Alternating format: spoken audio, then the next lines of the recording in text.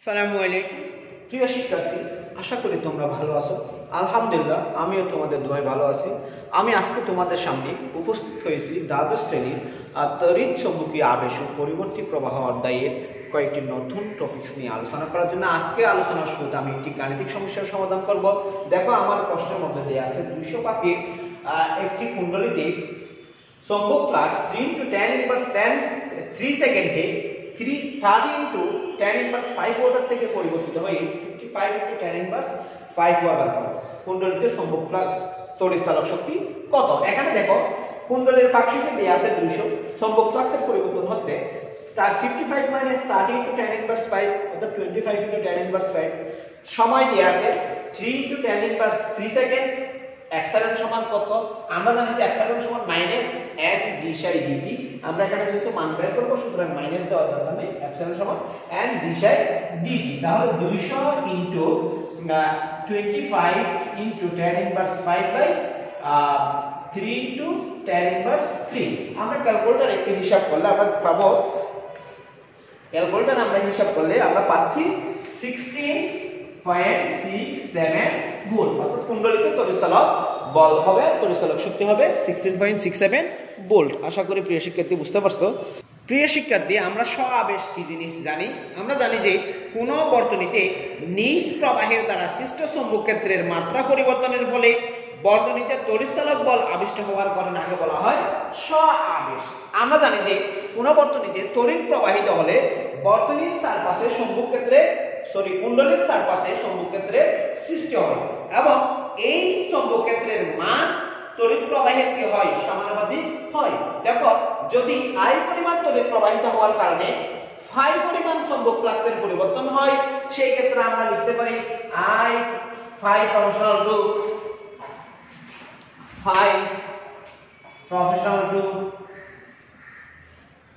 I, বা আমরা লিখতে পারি phi equal Li। এখানে L একটি ধ্রুবক। L কি? ধ্রুবক। এই ধ্রুবককে বলা হয় স্ব-আবেশ গুণাঙ্ক। একে বলা হয় কি গুণাঙ্ক? স্ব-আবেশ গুণাঙ্ক। একে কি বলা হয়? স্ব-আবেশ গুণাঙ্ক বলা হয়। এখান থেকে আমরা লিখতে পারি, দেখো, L সমান Q/I। L সমান কি? psi by phi by I। L সমান phi বাই I। দেখো, এখানে L সমান যদি phi বাই I হয়, I সমান যদি 1 অ্যাম্পিয়ার হয়, তাহলে আমরা L সমান লিখতে পারি phi। অর্থাৎ একক তড়িৎ প্রবাহিত হওয়ার কারণে, কোন কুণ্ডলীতে একক তড়িৎ প্রবাহিত হওয়ার কারণে যে পরিমাণ চৌম্বক ফ্লাক্স সংযুক্ত হয়, কোন কুণ্ডলীতে একক তড়িৎ প্রবাহিত হওয়ার কারণে যে পরিমাণ চৌম্বক ফ্লাক্স সংযুক্ত হয়, তাকে আমরা বলতে পারি স্ব-আবেশ গুণাঙ্ক বা স্বকীয় আবেশ গুণাঙ্ক বা কোএফিসিয়েন্ট অফ সেলফ ইন্ডাকশন। দেখো, এই স্ব-আবেশ গুণাঙ্ক L কুণ্ডলীর পাকশক্তির উপর নির্ভর করবে, কুণ্ডলীর উপাদানের উপর নির্ভর করবে, কুণ্ডলীর প্রস্থচ্ছেদের বিষয়ের উপর নির্ভর করবে, ক্ষেত্রফলের উপর নির্ভর করবে। দেখো, আমরা জানি যে যদি কুণ্ডলীতে একটি ফাঁকের পরিবর্তে n সংখ্যক ফাঁক থাকে, যদি কুণ্ডলীতে একটি ফাঁকের পরিবর্তে কি সংখ্যক ফাঁক থাকে? n সংখ্যক ফাঁক থাকে, তাহলে n সংখ্যক ফাঁকে চৌম্বক ফ্লাক্স হবে n phi। তাহলে n phi proportional to I বা n phi সমান L I। n phi সমান কি? L I। দেখো প্রিয় শিক্ষার্থী, আমরা জানি যে ফ্যারাডের দ্বিতীয় সূত্র অনুসারে তড়িৎচালক বল এপসাইলন সমান minus d dt of n psi। অর্থাৎ n ফাঁক বিশিষ্ট কোন কুণ্ডলীর তড়িৎচালক বল এপসাইলন সমান -d dt n phi। -d dt কি পাই?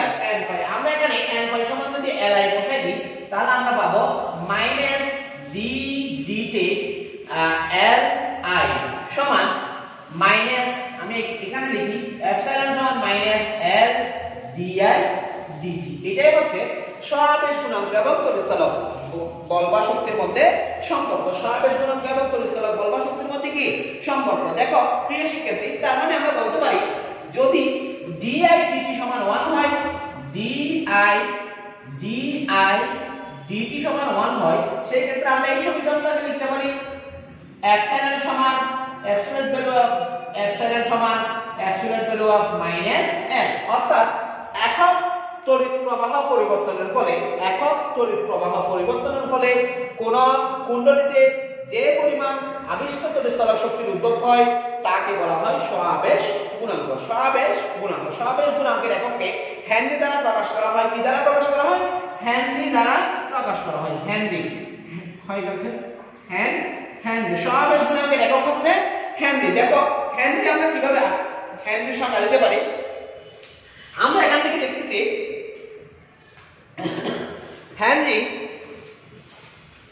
দেখো আমরা এপসাইলন সমান মাইনাস ডিএল ডিআই কি থেকে লিখতে পারি এল সমান minus epsilon by dI by dt. দেখো এপসাইলন সমান যদি 1 ভোল্ট হয়, তড়িৎচালক বল যদি 1 ভোল্ট হয় এবং ডিআই ডিটি সমান যদি 1 অ্যাম্পিয়ার পার সেকেন্ড হয়, তাহলে আমরা লিখতে পারি 1 volt by 1 ampere per second, বা 1 ভোল্ট অ্যাম্পিয়ারের উপর ইনভার্স আসবে, সেকেন্ডটা কি হয়ে যাবে?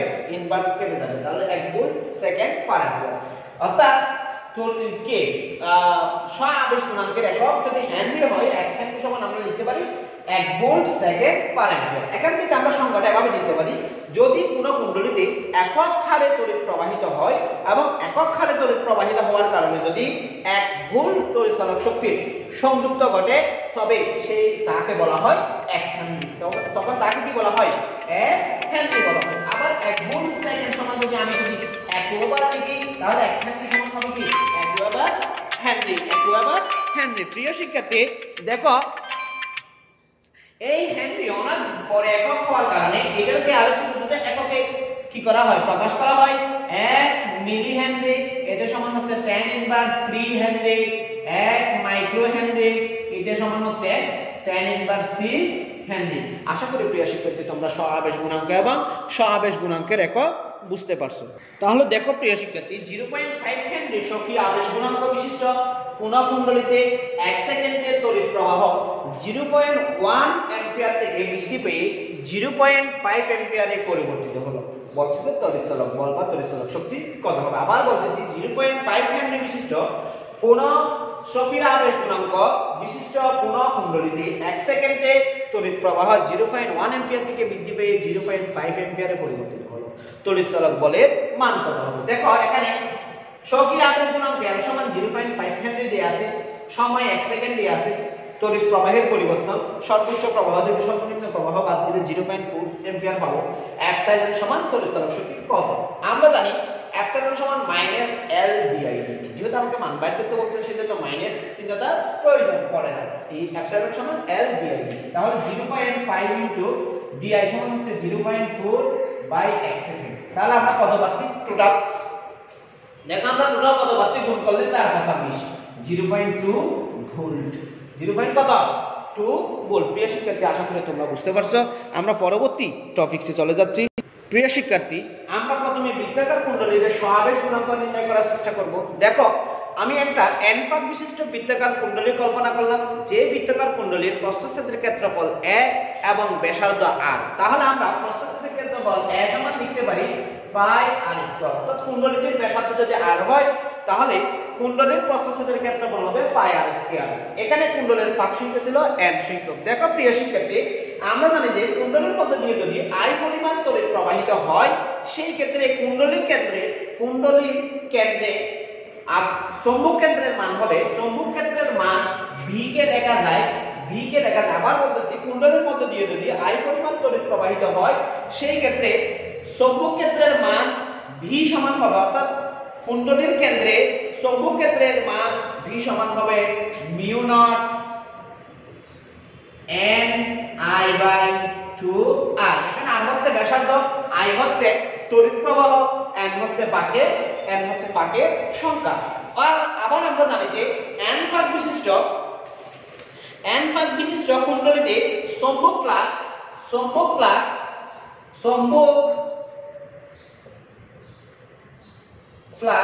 n phi সমান li। চৌম্বক ফ্লাক্স n phi সমান কি জানি আমরা? চৌম্বক ফ্লাক্স n phi সমান আমরা লিখতে পারি NAB। দেখো এখানে n মানে পাক সংখ্যা, phi সমান ছিল চৌম্বক ফ্লাক্স AB ক্ষেত্রফল ইনটু চৌম্বক ক্ষেত্রের মান। ক্ষেত্রফল ইনটু কিসের মান? চৌম্বক ক্ষেত্রের মান। তাহলে আমরা এখানে লিখতে পারি, দেখো n phi সমান n ইনটু a সমান আমরা লিখতে পারি phi r square into b সমান লিখতে পারি mu naught n i by 2r n i by কত 2r। তাহলে প্রিয় শিক্ষার্থী আমরা দেখতে পাচ্ছি n ইনটু n সমান n স্কয়ার লিখলাম, আগে মিউ নট লিখি, মিউ নট n স্কয়ার, কেন একটা phi ছিল মনে, তাহলে phi টাও আগে লিখি, phi mu naught n square, phi mu naught n square, আর আর কাটাকাটি গেলে বাকি থাকে কত r, r i by 2, r i by 2। দেখো তাহলে কি কি আছে, mu naught phi n square r i by 2। আবার স্বকীয় আবেশ গুণাঙ্ক l হলে, স্বকীয় আবেশ গুণাঙ্ক l হলে আমরা লিখতে পারি n i সমান n phi। তাহলে আমরা n phi সমান পাইলাম কত, তাহলে পা l i সমান মিউ নট, সরি phi লিখি, phi mu naught n square r i by 2। দেখো i যদি কাটাকাটি দিই তাহলে বাকি থাকে কত, বা l সমান phi mu naught n square r by 2। এটাই হচ্ছে বৃত্তাকার কেন্দ্রে, বৃত্তাকার কুণ্ডলীতে স্বকীয় আবেশ গুণাঙ্কের মান। বৃত্তাকার কুণ্ডলীতে কিসের মান, স্বকীয় আবেশ গুণাঙ্কের মান। এখন প্রিয় শিক্ষার্থী আমরা সলিনয়েডের স্বকীয় আবেশ গুণাঙ্ক দেখব। সলিনয়েড মানে হচ্ছে যে একটি সিলিন্ডার আকৃতির কুণ্ডলী, আমরা এখানে সলিনয়েড মানে মনে করব একটি সিলিন্ডার আকৃতির কুণ্ডলী, এই সিলিন্ডার আকৃতির কুণ্ডলীর সাথে যদি উৎস যোগ করা হয় তাহলে এই n সংখ্যক যদি সিলিন্ডার আকৃতির কুণ্ডলীতে পাক থাকে, সেই ক্ষেত্রে কুণ্ডলীর দৈর্ঘ্য যদি l হয় এবং কুণ্ডলীর ব্যাসার্ধ যদি r হয়, সেই ক্ষেত্রে আমরা কুণ্ডলীর পৃষ্ঠের ক্ষেত্রফল a হলে এবং কুণ্ডলীতে যদি i পরিমাণ তড়িৎ প্রবাহিত হওয়ার কারণে, কুণ্ডলীর অক্ষে চৌম্বক ক্ষেত্রের মান v সমান mu naught n i by 2 হয়, mu naught n i by কত হয় 2 হয়, সেই ক্ষেত্রে আমরা লিখতে পারি, দেখো চৌম্বক ফ্লাক্স n ফাই বিশিষ্ট কুণ্ডলীর চৌম্বক ফ্লাক্স n ফাই সমান n অফ ab সমান n of a into mu naught i n by 2। তাহলে আমরা লিখতে পারি n অফ n ফাই সমান n square a mu naught i by 2, n square a mu naught i by 2, n square a mu naught i by 2। আবার আমরা জানি যে স্বকীয় আবেশ গুণাঙ্ক l হলে li সমান n phi সমান আমরা ওখান থেকে লিখতে পারি n square a mu naught i by 2, i কাটাকাটি দিলে বাকি থাকবে কি l সমান a mu naught a n square by 2। এটাই হচ্ছে সিলিন্ডার অর্থাৎ n সংখ্যক পাক বিশিষ্ট কোন সলিনয়েডের ক্ষেত্রে স্বকীয় আবেশ গুণাঙ্কের মান, n সংখ্যক পাক বিশিষ্ট কোন সলিনয়েডের ক্ষেত্রে স্বকীয় আবেশ গুণাঙ্কের মান। আশা করি প্রিয় শিক্ষার্থী তোমরা বৃত্তাকার কুণ্ডলীতে এবং সলিনয়েডের ক্ষেত্রে স্বকীয় আবেশ গুণাঙ্ক কিভাবে নির্ণয় করব সেটা বুঝতে পারছো। আমরা এখন দুইটা গাণিতিক সমস্যার মাধ্যমে এগুলো আরো ভালোভাবে বোঝার চেষ্টা করব। দেখো প্রিয় শিক্ষার্থী, আমি কিছুক্ষণ আগে l কে গুণ করে 2 লিখছিলাম, আমাদের সলিনয়েডের ক্ষেত্রে স্বকীয় আবেশ গুণাঙ্ক l সমান হবে mu naught a n square by l। কারণ আমরা বলছিলাম যে সলিনয়েডের দৈর্ঘ্য l, এর মধ্যে দিয়ে প্রবাহ মাত্রা a, এর মধ্যে দিয়ে প্রবাহী মাত্রা i এবং কুণ্ডলীর পাকসংখ্যা যদি n হয়, সেই ক্ষেত্রে l সমান দাঁড়ায় সলিনয়েডের স্বকীয় আবেশ গুণাঙ্ক l সমান দাঁড়ায় mu naught a n square by l। আশা করি প্রিয় শিক্ষার্থীরা তোমরা বুঝতে পারছো। দেখো এখানে দিয়ে আছে 5 সেন্টিমিটার ব্যাসার্ধের কোন তার কুণ্ডলীর পাক সংখ্যা 30, অর্থাৎ 30 পাক বিশিষ্ট কোন একটি কুণ্ডলীর ব্যাসার্ধ হচ্ছে 5 সেন্টিমিটার। কুণ্ডলীতে অসমতল প্রবাহিত হলে এর মধ্যে দিয়ে স্বকীয় আবেশ গুণাঙ্ক কত। এখানে আমরা কুণ্ডলীর ব্যাসার্ধ 5 সেন্টিমিটার পাইলাম, 5 সেন্টিমিটারকে এককে নিয়ে গেলে 0.5 মিটার, পাক সংখ্যা n সমান 30। আমরা জানি মিউ সমান 4 × 10 inverse 7 into tesla metre per ampere. Tesla metre per ampere একে বলা হয় চৌম্বক আবেশতা l বা স্বকীয় আবেশ গুণাঙ্ক সমান ওয়াট। কুণ্ডলীর ক্ষেত্রে সক্রিয় আবেশ গুণাঙ্ক L সমান 5 mu naught n square r by 2 5 mu naught n square r by 2 তাহলে আমরা এখানে লিখতে পারি 5 into 4 5 into tan inverse 7 into 30 whole square into 0.05 by 2 0.05 by 2 দেখো প্রিয় শিক্ষার্থী আমরা যদি হিসাব করি দেখো আমরা যদি এটাকে কি করে ক্যালকুলেটর দিয়ে হিসাব করি আমরা পাবো 8.88 into tan inverse 5 8.88 into tan inverse 5 Henry তাহলে আমরা দেখতেছি যে 0.5 সেন্টিমিটার ব্যাসার্ধের 30 পাক বিশিষ্ট কোন কুণ্ডলীর মধ্যে দিয়ে যদি অসমতলে প্রবাহিত হয় সেই ক্ষেত্রে তার সক্রিয় আবেশ গুণাঙ্ক দাঁড়ায় 8.88 into tan inverse 5 হেনরি দেখো প্রিয় শিক্ষার্থী আমাদের দেয়া আছে 60 সেন্টিমিটার দীর্ঘ এবং 6 সেন্টিমিটার ব্যাসার্ধে 200 পাক বিশিষ্ট একটি তার কুণ্ডলীর সক্রিয় আবেশ গুণাঙ্ক কত দেখো এখানে 60 সেন্টিমিটার দীর্ঘ দেয়া আছে 60 সেন্টিমিটার দীর্ঘ দেয়া আছে মানে এটা একটা সলিনয়েড এই সলিনয়েডের মধ্যে দিয়ে যদি অসমতলে প্রবাহ প্রবাহিত হয় সেই ক্ষেত্রে কুণ্ডলীর সক্রিয় আবেশ গুণাঙ্ক কত দেখো এখানে কুণ্ডলীতে দৈর্ঘ্য দেয়া আছে বা সলিনয়েডের দৈর্ঘ্য দেয়া আছে 60 সেন্টিমিটার বা 0.6 মিটার ব্যাসার্ধ দেয়া আছে 6 সেন্টিমিটার বা 0.06 মিটার পাক সংখ্যা 200 এপসাইলন সমান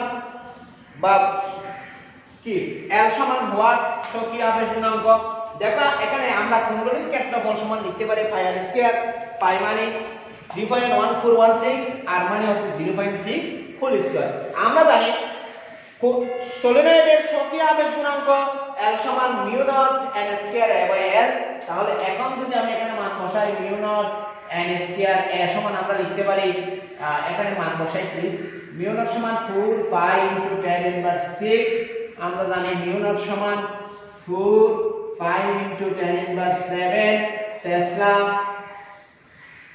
মিটার পার অ্যাম্পিয়ার তাহলে 7 ইনটু n সমান আমরা এখানে পাচ্ছি কত 200 হোল স্কয়ার a সমান আমরা পাচ্ছি 5 ইনটু 0.6 হোল স্কয়ার l সমান আমরা পাচ্ছি কত সরি এটা 0.06 হবে 0.06 তাহলে এটা হবে 0.06 হোল স্কয়ার এটা হবে 0.6 এখন যদি আমরা ক্যালকুলেটর নিয়ে হিসাব করে দেখি প্রিয়জনরা তাহলে আমরা হিসাব করে পাচ্ছি 9.47 into tan inverse 4 হেনরি অর্থাৎ 60 সেন্টিমিটার দীর্ঘ এবং 6 সেন্টিমিটার ব্যাসার্ধে 200 পাক বিশিষ্ট কোন কুণ্ডলীর মধ্যে দিয়ে যদি অসমতলে প্রবাহিত হয় সেই ক্ষেত্রে সক্রিয় আবেশ গুণাঙ্কের মান দাঁড়ায় 9.47 into tan inverse 4 হেনরি আশা করি প্রিয় শিক্ষার্থী তোমরা বুঝতে পারছো তাহলে প্রিয় শিক্ষার্থী আজ এই পর্যন্তই আমরা আগামী এপিসোডে নতুন আরেকটা টপিকস নিয়ে তোমাদের সামনে হাজির হব এই পর্যন্ত ভালো থেকো আসসালামু আলাইকুম ওয়া রাহমাতুল্লাহি ওয়া বারাকাতুহু